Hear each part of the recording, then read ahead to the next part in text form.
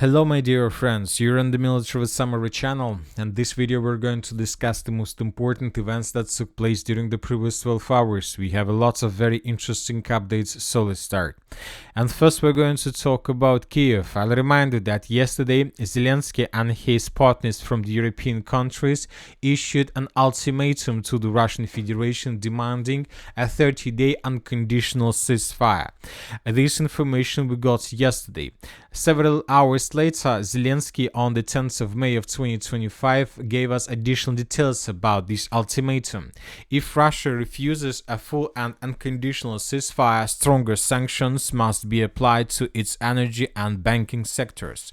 Preparations are underway for a strong 17th package of European Union sanctions, which will be coordinated with the sanctions of the United Kingdom, Norway and the United States. We agreed to continue working on the effective use of frozen Russian assets and to discuss this at the next G7 summit.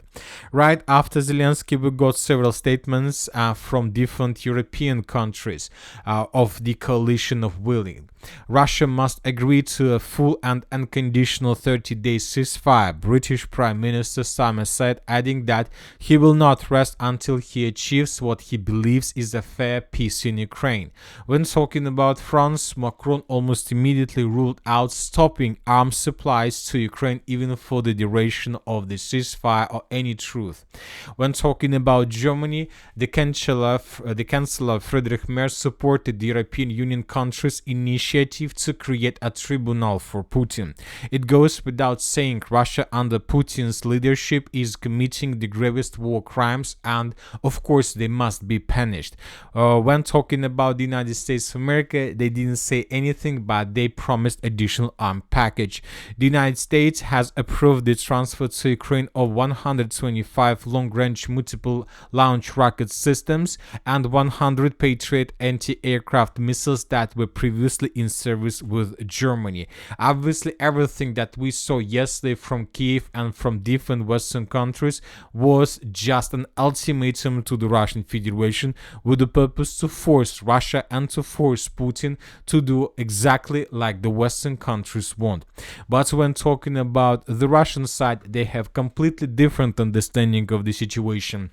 And yesterday, more precisely this morning, right after the end of a ceasefire that was declared by Putin several days ago, the president of the Russian Federation made his own statements regarding the situation.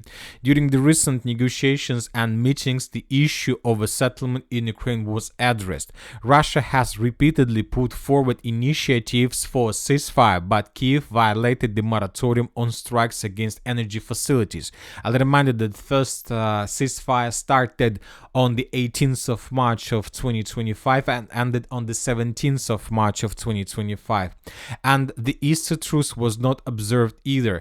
This ceasefire started on the 20th of April and ended almost at the same time.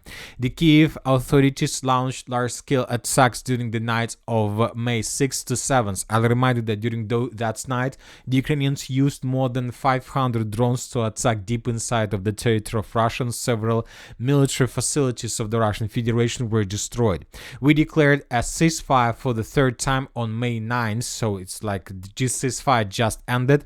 What do we see? What are the results? The Kiev authorities did not respond at all to the ceasefire proposal. So none of these ceasefire was supported by Ukraine. We got a lot of reports about the violences of those ceasefires. Over these 3 days of the truce, what happened was visible to everyone. It was clear. There were 5 deliberate attempts to attack the state border. All attacks and attempts to penetrate Russian territory were repelled. The Ukrainians suffered very heavy losses. And now the most important part of Putin's statement. It wasn't us who broke off the negotiations in 2022. It was the Ukrainian side that did so. Putin proposed that Ukraine resume direct negotiations without any preconditions, not a 30-day ceasefire without any preconditions, but a real direct negotiations. We propose to begin on Thursday, May 15 in Istanbul, the very place where they were interrupted in 2022. So tomorrow we have a scheduled conversation with Erdogan. I asked to request his assistance in facilitating the negotiations. And later we got additional statement made by Ushakov, special envoy of Putin. The negotiations in Istanbul will be held at the appropriate level. A delegation from the Russian Federation will travel to Istanbul and its composition will be announced. So this is very important thing that you need to understand. First of all, the Russians announced the direct talks on the territory of Istanbul without confirmation from the Ukrainian side. So we need to understand that on the 15th of May of 2025, the Russian delegation will travel to Istanbul and the Russian delegation will start waiting for Zelensky's team on the territory of the city. But there are very high chances that Zelensky and the Western countries will ignore these talks, and most likely then the Russians will quit this peaceful settlement process and the Russians will resume their full-scale offensive operation along the entire line of combat contact. But the problem is for Zelensky and his Western partners is that the President of the United States of America, Donald Trump, has already confirmed and accepted this Russian proposal. A potentially great day for Russia and Ukraine. Think of the hundreds of thousands of lives that will be saved as this never-ending bloodbath hopefully comes to an end. It will be a whole new and much better world. I will continue to work with both sides to make sure that it happens. The USA wants to focus instead on rebuilding and trade. A big week upcoming.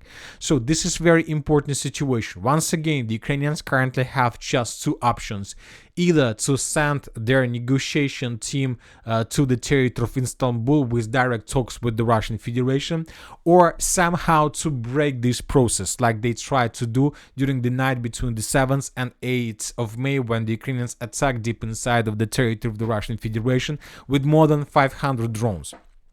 So what the Ukrainians can do? Obviously, the Ukrainians during the next several days, if they don't want to send their team on the territory of Istanbul, if they want first a 30-day unconditional ceasefire, then most likely the Ukrainians can try to destroy Crimean Bridge. Or maybe the Ukrainians will try to do something else, but something that will ruin this negotiation process. But the biggest problem for Ukraine in this case is that the Russians reported that the airspace above the Kapustin Yar test site is completely free of civilian aircraft. Kapustin Yar is the launch site for the Oreshnik missile system. Russian President Vladimir Putin said during his press conference that Moscow will monitor Kyiv's actions in the coming days. So this is the situation. If Ukrainians try to avoid or to break this negotiation process, if Ukrainians don't send their negotiation team to Istanbul, most likely the Russians will use Oreshnik. So this is the situation. Obviously the next days are going to be very interesting, but now let's return back to the ground and let's discuss the situation along the line of combat contact. We have changes, and first let's talk about the South Donetsk direction where the Russians continue their offensive operation. According to several pro-Russian resources, the Russians during the previous 24 hours managed to improve their positions and to take under control probably final three lines to the south of the settlement of Vilna Pole. So most likely during the next several hours the Russians will launch their full-scale offensive operation with the purpose to take the settlement under complete control. We are waiting for additional adjustments on the map.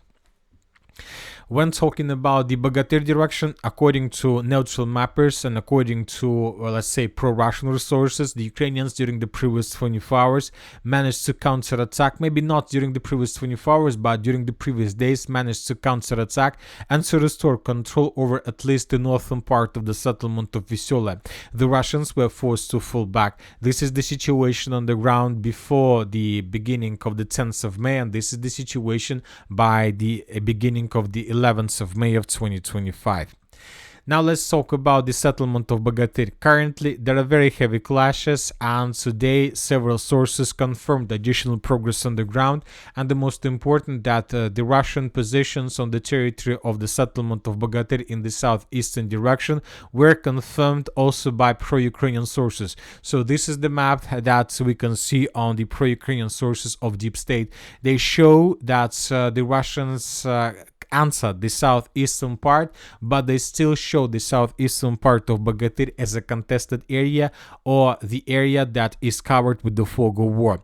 Obviously, there are very heavy clashes for the settlement. The Russians will try to take the settlement under complete control, most likely before the beginning of the negotiation process.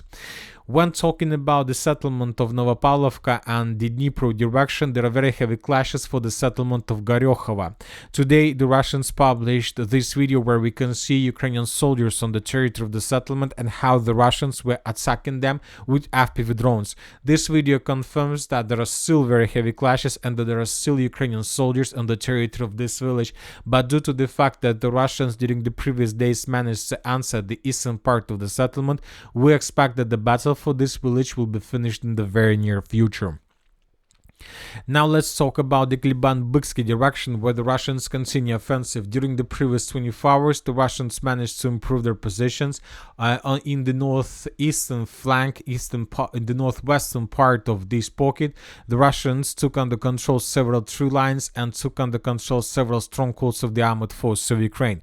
This is the situation by the end of the 10th of May, and this is the situation by the beginning of the 11th of May. We see that the Russians continue advancing in the northeastern direction with the purpose to take the Ukrainian positions in the central part, in the southern and in the southern part of this pocket under complete control, and to create probably even a cauldron for Ukrainians in this area. Now let's move further. Let's talk about the city of Siversk and the Siversk direction. Probably now we have the biggest dynamic of Russian offensive operation exactly in this area. During the previous night, we got additional video that allowed us to adjust the map. In this video, we can see how Russians were storming another stronghold of the armored forces of Ukraine to the south of the settlement of Grigorovka. In this video, we can see Russian troopers with mine that were approaching to Ukrainian positions, and then Russian soldier dropped his mine inside of this stronghold. Then there was a very heavy explosion. This video was geolocated exactly in this place, and based on this video we have adjusted the map by adding additional territories under complete Russian control. Once again, the Russians started their offensive operation in this area probably somewhere at the beginning of May of 2025, and since that moment almost every single day we were adjusting the map in Russian favor. Obviously, the Russians are getting closer and closer to the settlement of Serebryanka and Siversk, and obviously until the Russians finish the battle for this area, we won't see any talks and any agreement between Russia and Ukraine. When talking about the Liman direction, according to information we have, during the previous 24 hours, the Russians managed to take under complete control the central part of the settlement of Tarskoye. And the most important that, according to pro-Russian resources, the Russians took under control the bridge between the settlement of Tarskoye and Zarychne.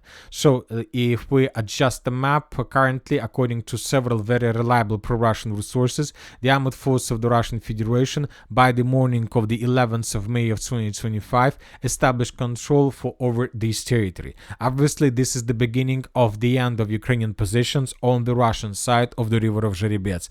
It's very difficult to understand what the Russians are planning to do next, but obviously they will continue moving forward in the southern direction with the purpose to attack the settlement of Siversk and Serebryanka, at least from two directions, and of course the Russians probably will try their assault operation first attempts to answer the settlement of Zarychne. Now let's talk about the Barova direction. During the previous 24 hours, we got additional changes on the ground in this area. I'll remind you that here we can see also very big dynamic of Russian offensive. Starting on the 6th of May of 2025, we've been adjusting the map almost every single day.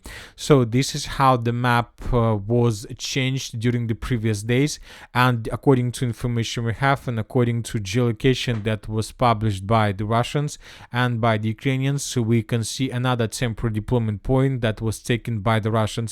In this video we can see how the Russians were taking under control another stronghold in this huge forest. This information was provided by the Russian sources. Based on this video we have adjusted the map, and according to Russians there are no more strongholds between positions of the Russian forces and the settlement of Grikovka itself, and there is less than 2 kilometers before this village. So most likely the storm and assault of this settlement is about to be started. When talking about the northern Kupiansk direction, we haven't received anything. When talking about the northern directions, we have lots of updates from the territory of Tyotkina. There are very heavy clashes for this settlement, but we expect that today the activities of Ukrainian forces would be reduced because the May holidays ended. An ultimatum was issued. The Russians demanded the beginning of direct talks on the territory of Istanbul. So as for now, there is no need to continue offensive operation. There is no need to lose soldiers and vehicles, so most likely the Ukrainians will reduce their activities in this area. Interesting video we got from the Chernigov region of Ukraine. In this video we can see how Russians answered the border crossing checkpoint, and how the armed forces of the Russian Federation, how Russian soldiers raised their flag on this area. Based on this video we made small corrections, small adjustments of map in the most northern part of the Chernigov region. So we see that the Russians saved their presence. Russia saved their presence in this area. Most likely the Russians concentrated a lot of units in this direction. So maybe the Russians are planning to begin their offensive operation in the very near future. But from the other side, maybe it's just another media victory that the Russians wanted to show the Ukrainians and Zelensky during the May's holidays. And that's it for the short video. Military Summary channel reminds we condemn any violence in the world. Thank you for your watching. Subscribe to my channel, put your likes, join my Patreon, and have a good day. Bye bye.